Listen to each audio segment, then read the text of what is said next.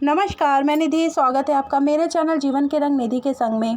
दोस्तों, आज मैं आपके साथ शेयर कर रही हूँ वट सावित्री व्रत के बारे में संपूर्ण जानकारी। मतलब इस दिन क्या करना चाहिए, कैसे पूजा करनी चाहिए, और अगर आप पहली बार पूजा कर रही हैं तो क्या नियम है। अगर आपको पीरियड आ जाए तो पूजा कैसे करेंगी, सास का बायना कैसे निकालेंगी, और बरगद का पेड़ ही ना मिले तो पूजा कैसे करेंगे। तो वीडियो में मेरे साथ अंत तक बने रहिएगा। मैंने ईच एंड एवरी कोशिश की है कि ये सारे सवालों का हल आपका हो जाए। वट सावित्री का जो व्रत है वो ज्येष्ठ माह की अमावस्या तिथि के दिन रखा जाता है। पंचांग के अनुसार इस साल ये 30 मई को पड़ रहा है। इस दिन सुहागन महिलाएं भगवान विष्णु, महालक्ष्मी और वट यानी बरगद के वृक्ष की विधि से पूजा करती हैं। और कई जगह पर पूरे दिन व्रत रहने का प्रावधान है, और हमारे यहाँ ये केवल पूजा करने तक का ही व्रत होता है, तो वह मैं आपके साथ शेयर कर रही हूँ। हिंदू धर्म में मान्यता है कि जिस तरह सावित्री ने अपने पति सत्यवान के प्राण को यमराज के हाथों से छीन कर लाई थी, उसी तरह इस व्रत को करने से हमारे पति के ऊपर आने वाली हर परेशानियां जो हैं वो दूर हो जाती हैं। तो चलिए देखते हैं पूजन सामग्री क्या है। पूजा जो है बहुत ही सरल तरीके से मैं आपको बताने वाली हूँ, तो इसकी कोई ज़्यादा सामग्री नहीं है। इसमें आपको रोली, हल्दी, चंदन और कुमकुम, साथ में कच्चे सूत का धागा या कलावा भी कहते हैं, आप वो ले सकते हैं।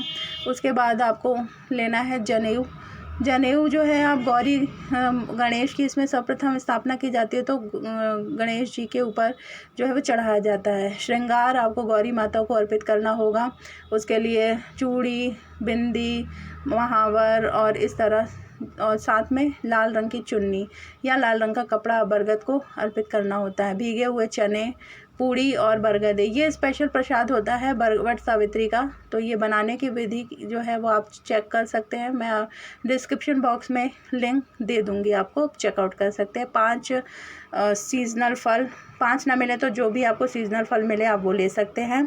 ऐसी मान्यता है कि सत्यवान के प्राण यमराज ने चने के रूप में दिए थे, वापस किए थे, तो सावित्री ने इस चने को अपने पति के मुंह में रख दिया, जिससे सत्यवान जीवित हो गए। यही कारण है कि इस पर्व में चने का जो है वो विशेष महत्व है। अब सर्वप्रथम इस दिन जो है वो आप स्नान करके 16 श्रृंगार करके आप निवृत्त हो जाएंगे का सभी कामों से। उसके बाद आपको पूजा करनी है। आप घर पे कर सकते हैं या किसी मंदिर में जाकर कर सकते हैं। यहाँ पर मैं आपको दिखा रही हूँ कि मंदिर में जो बरगद का पेड़ होता है आप उसकी पूजा कैसे करेंगे। तो आपको वहाँ पे जल अर्पित करना है। 2 बार अलग से आप गौरी और गणेश के नाम से जल अर्पित करेंगे, जैसा कि वीडियो में मैंने आपको दिखाया है। उसके बाद आप पुष्प अर्पित करेंगे, दीपक जलाएंगे, और उसके बाद फिर आप रोली, हल्दी, कुमकुम इत्यादि से तिलक करेंगे। घर पर पूजा कैसे करनी है वो भी बहुत सरल तरीके से मैं वीडियो आपको मैंने पहले बना रखा है, तो आप वीडियो को चेकआउट कर सकते हैं। लिंक मैं डिस्क्रिप्शन में दे दूंगी आपको। यहाँ पर मैं आपके साथ शेयर कर रही हूँ। वैसे कोशिश करनी चाहिए कि पुराने से पुराने बरगद के पेड़ की ही पूजा की जाए, उसका बहुत अधिक महत्व होता है। तो उसमें आप ये रोली या हल्दी से स्वास्तिक बना सकते हैं। और अगर बरगद का पेड़ नहीं मिलता है, आप किसी ऐसी जगह रहते हैं कि उसकी टहनी लाके भी पूजा नहीं कर सकते, तो फिर आप बरगद के पेड़ का एक ड्राइंग बनाइए, या फिर प्रिंट आउट कहीं से बरगद के पेड़ का निकाल कर उसके फ़ोटो की पूजा भी कर सकते हैं। आपको वही फल मिलेगा जो किसी बरगद के पेड़ में जाकर आप पूजा करेंगे। बस आप पूजा देख सकते हैं।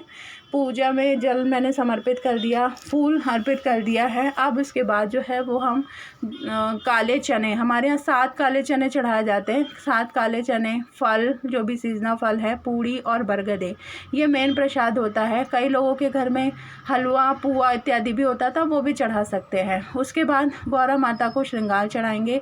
श्रृंगार में 16 श्रृंगार कोशिश करेंगे, ना मिले तो फिर आप मेहंदी और बिंदी, चुन्नी, इस तरह से चीज़ें अर्पित कर सकते हैं। मैं आगे आपको बताऊंगी कि आपको चुन्नी किस प्रकार लगानी है। और यहाँ पर बात आती है कि अगर आपको पीरियड हो जाए तो फिर आप व्रत कैसे करेंगी। तो फिर पीरियड हो जाएगा तो व्रत तो आप करेंगी मतलब सर धोकर। अगर आप पहली बार व्रत कर रही हैं तो फिर आप मत उठाइए ये व्रत। और अगर आप पहले से व्रत करती आ रही हैं और फिर पीरियड आ गया है आपका, तो आप किसी भी महिला, परिवार में अन्य महिला के द्वारा पूजा करवा सकती हैं। पूजा के किसी सामान को आपको छूना नहीं होता है। और बस फिर आप पूजा के बाद की जो विधि है, जैसे पति के पैरों को छूना और चने जैसे आपको निगलने होते हैं, वो सारा आप कर सकते हैं। पूजा आप किसी अन्य महिला से करवा सकते हैं। और उसके बाद देखिए, मैं आपको यहाँ पर शेयर कर रही हूँ कि आपको चुन्नी कैसे चढ़ानी है, क्योंकि चुन्नी आप ऐसे लगाएंगे तो बरगद के पेड़ पर उड़ जाएगी वो। तो आप इस तरह से पहले उसे कलावे के साथ बांध दीजिए वो चुन्नी, और उसके बाद फिर आप इस तरह से पहले से कलावे होते हैं, ये देखिए मैंने जनेऊ भी उसमें फंसाया है, मतलब जनेऊ अर्पित किया था तो इस तरह से लगा दिया है। और इस तरह से ये जो बरगद का पेड़ है काफ़ी पुराना है हमारे इधर पर, लेकिन थोड़ी सी इसमें चक्कर नहीं लगा पा रहे, परिक्रमा के लिए थोड़ी सी प्रॉब्लम है। तो अगर इस तरह की आपकी सिचुएशन हो तो आप एक फेरी लगा सकते हैं, मिनिमम एक फेरी। और वैसे फिर 5, 7, 21, 51 या 108 ये आप ऊपर है, आप वैसे फेरी लगा सकते हैं।